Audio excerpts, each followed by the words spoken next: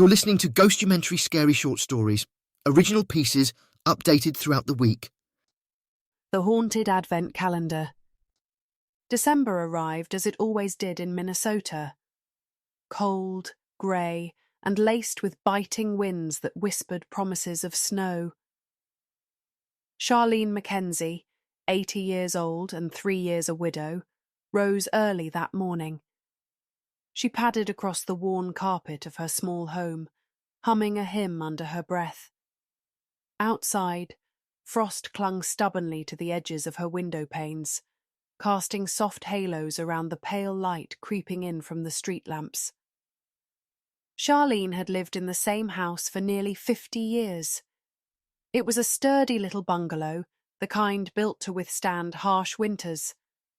Her husband, Carl, had died of a stroke 3 years earlier, leaving Charlene with the sort of quiet loneliness that seeped into every corner of a life. Her 2 children, Mary and Billy, had passed before him, one to cancer, the other to a car accident, and now it was only Charlene and the memories she kept like fragile ornaments in her mind. Thanksgiving had been a rare bright spot. Her granddaughter Annie had come for an early meal. They laughed, ate pie, and reminisced about happier times. But once Annie drove away, the silence returned, hanging heavy in the house like an unwelcome guest. On December 1st, Charlene found an unexpected package on her doorstep. She hadn't heard a knock, and when she peered out, the street was empty except for the occasional swirl of snow. The package was wrapped in plain brown paper, its edges neatly folded and taped. There was no return address, no note, nothing to indicate who had left it. She brought it inside, setting it on her kitchen table.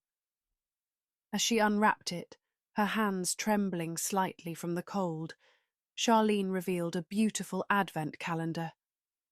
It depicted a charming winter village, complete with snow-covered roofs, a skating pond, and tiny golden stars twinkling in the painted sky. "Well, isn't this something?" Charlene murmured. Though puzzled, she smiled, imagining a thoughtful neighbour had left it for her. She hadn't bought an advent calendar since Carl passed. It seemed a small but lovely way to mark the days until Christmas. She pressed open the tiny perforated door for December the 1st. Behind it was a chocolate shaped like a cat. She frowned. The chocolate was broken in half. A pity, she thought, but she ate it anyway. It was sweet, but left an odd aftertaste, almost metallic. A few hours later, there was a knock on her door. It was Sally, her neighbour from down the street. "Charlene, have you seen Brooks?" Sally's voice was tinged with panic. "He must have slipped out this morning, and I can't find him anywhere." Charlene promised to help look. Wrapping herself in a thick coat and scarf, she trudged through the snow-dusted neighbourhood, calling for the tabby. Her search led her to the edge of the road where she froze, her breath catching in her throat. There lay Brooks, his body crushed and mangled, split in half like a child's broken toy. Charlene stared, the image of the chocolate cat flashing in her mind. When she told Sally, the woman collapsed into tears, and Charlene's heart ached with guilt, though she had no idea why. The next day, Charlene hesitated before opening the second door of the calendar. What she found startled her. There was no chocolate. Instead, behind the flap was an illustration of wrapped presents. She frowned but dismissed it. Maybe it was just an oversight. Later that morning, Martin from the second house on the street knocked at her door. He looked flustered. Charlene shook her head, apologizing. But her stomach churned. It was too much of a coincidence. "Charlene, have you seen any packages on your porch by mistake? I had some gifts delivered for my nieces and nephews, but they've gone missing." By December 3rd, Charlene was obsessed. She woke early, her hands trembling as she opened the next door. A chocolate candy cane. This seemed innocent enough, and she convinced herself she was reading too much into the calendar. But as the day wore on, something gnawed at her. No candy canes appeared at church, the store, or even the checkout counters. She went home and realized her mind was getting the best of her. She made some tea and sat down to watch some Christmas-themed television. It was colder than usual tonight. She went to her bedroom closet. It was filled with robes from previous Christmases. Carl wasn't a creative gift giver. Scarves and robes were usually wrapped for her each year under the tree. She grabbed one of the warmer ones. She hadn't worn it since last Christmas. When she reached into the pocket of an old robe, her fingers curled around the cold, curved shape. She pulled it out to find the item was a candy cane. Charlene's unease deepened. The next day, Charlene hesitated before opening the fourth door.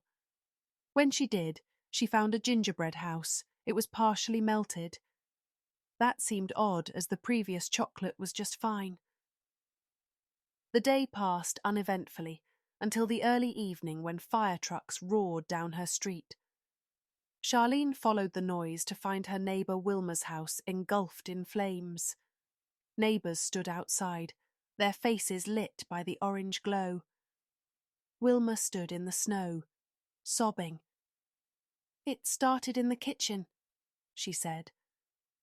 "I left a gingerbread kit by the stove. Must have been too close to the burner."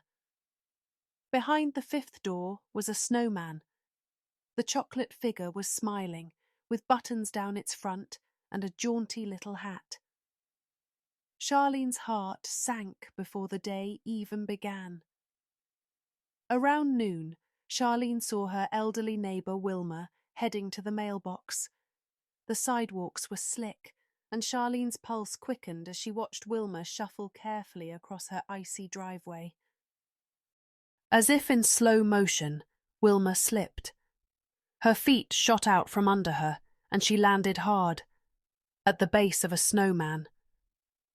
Charlene rushed to her, finding Wilma conscious but shaken. A broken wrist and bruised pride were the outcome, but Charlene couldn't shake the image of the snowman from her mind. Charlene considered throwing the calendar away, but a morbid sense of duty kept her from doing so.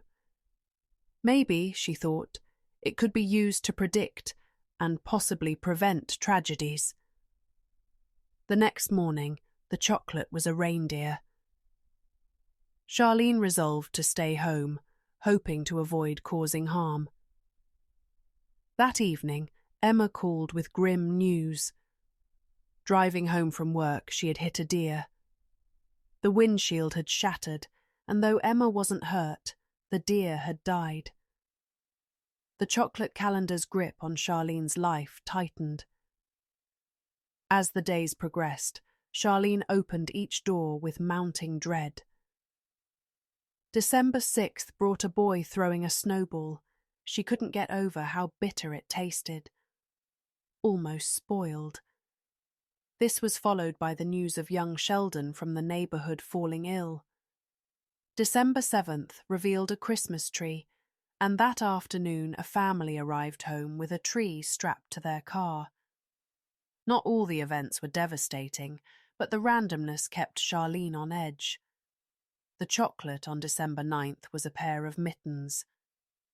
Charlene almost felt foolish for expecting tragedy, but later that evening she heard about a neighbour slipping on ice outside the library, her bare hands exposed and frostbitten by the time someone found her. By December 10th, her dread had deepened.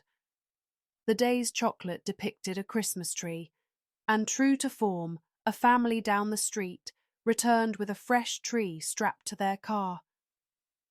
Charlene thought the event benign, until the next morning, when she learned that the father had thrown out his back unloading the tree and couldn't work his seasonal job at the mall. From December 11th to 14th, the coincidences began to pile up.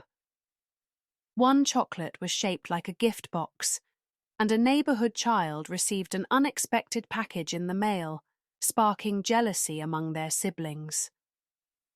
Another day brought a chocolate bell, and that evening, the church bells rang in alarm after a small electrical fire during choir practice. By mid-December, Charlene no longer opened the calendar with curiosity. Each day's revelation filled her with dread. On December 15th, she pulled a chocolate star from behind the tiny door.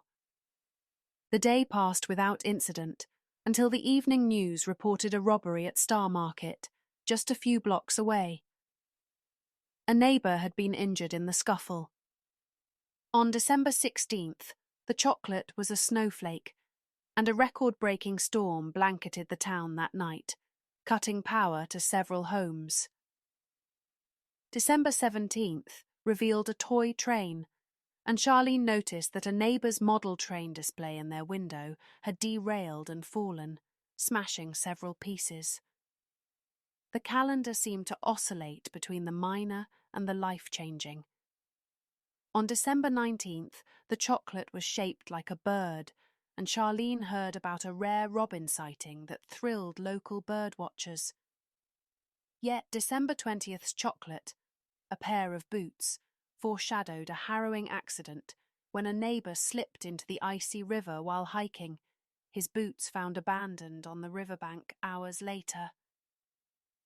Charlene tried to warn herself not to see connections where there might be none. By December 21st, though, the coincidences were too numerous to ignore. That day's chocolate, a sleigh, coincided with a neighborhood boy falling from the sled his father had been pulling behind their car. He broke his arm but was otherwise fine. December 22nd brought an even darker premonition.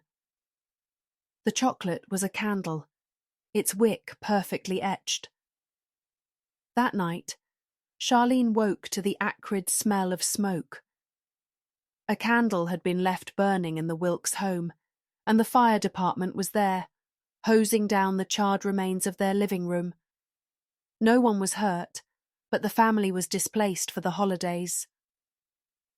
Through all of this, Charlene opened each door day by day, too terrified to stop, but too entranced to throw the calendar away. Every minor coincidence and major calamity seemed tied to her small act of peeling back the paper and discovering what lay inside. Some events were simple annoyances, others devastating turning points for her neighbors. Still, she rationalized. I'm just seeing patterns where there are none, she thought. But deep down, Charlene knew the truth. The calendar's hold on her was growing, and the worst was still to come. On December 24th, the chocolate behind the door was a bow, wrapping paper, and scissors. The chocolate represented a gift being wrapped, perhaps. Was a present to be delivered? Was she to deliver a gift herself? Her mind raced and gave her dozens of options and ideas. Every chocolate represented something. Every chocolate couldn't be ignored. She walked around all day looking for hints, clues to what it could mean. She clearly was obsessed. That evening, there was an unexpected knock at Charlene's door. It was Danny, a neighbour she barely knew, holding a plate of brownies. They were wrapped in a ribbon like the Advent chocolate she saw earlier in the day. Was this what it meant? Simply just a neighbourly gift? Danny's visit unsettled Charlene. She invited him to sit, which he did, but in an old folding chair next to a collapsible table. One she set up to wrap gifts. On the table was wrapping, tape, and a pair of scissors. It seemed like an odd place to sit considering all her furniture. It didn't seem right. He asked her how she was. They talked about Christmas Day plans. He spoke casually about the strange occurrences in the neighbourhood, but Charlene couldn't stop staring at the scissors on the table next to him. He noticed her unease. "Do you need these?" he asked, picking up the scissors. Panic surged through Charlene. She screamed, grabbing a large glass vase next to her and swinging it at Danny. He staggered back, dropping the scissors, but before she could stop herself, she picked up the scissors and plunged them into his side. Blood soaked his shirt, and in her terror, Charlene struck him again, knocking him unconscious. Unsure of what to do, Charlene dragged Danny to her greenhouse, where she hastily dug a shallow grave and buried him alive. The act left her trembling and exhausted. On Christmas Day, Charlene opened the final door of the calendar. The chocolate was Santa, but his hand held a pair of scissors, raised like a weapon. Each previous chocolates were vague and unassuming. But this was clearly showing something horrific was coming. She didn't know what it could be. Clearly she was too old to believe in Santa. So how was an imaginary character going to come after her? But the scissors. Was this showing her something that already happened? Was it showing her killing Danny? Was she the Santa in this piece? So many questions ran through her elderly brain. She spent Christmas alone. She told anyone who might see her that she was ill. She closed the drapes, dimmed the lights. She didn't even turn on the television or listen to the radio. She just sat quietly in a chair and waited for the day to pass. And eventually, it did. At nearly midnight, she realized that she was going to be okay. She decided to call it a night. As she was about to crawl into bed, she heard a noise in her living room. It was subtle. She lived in an older house, and it occasionally made noises. She waited for another sound to see if it was worth investigating. Moment later, another sound. There was someone or something in her house. She had to see what it was. Was it Santa coming to kill her? At this moment, she'd believe anything. In the living room stood Danny, his body bloodied and broken, his eyes glinting with malice. His clothing were covered in blood, as if he was only wearing red. He held the scissors above his head. "Merry Christmas," he growled, before plunging the scissors into Charlene's neck. As her vision dimmed, Charlene's hand brushed the advent calendar on the table. She grabbed the chocolate Santa and bit into it. The taste was metallic, bitter, and unmistakably like blood. The calendar was finally silent. Looking for more scary tales? Subscribe to our podcast and visit ghostumentary.com. Let us know what you think or share with us your scary tales. We might just make a new story from it.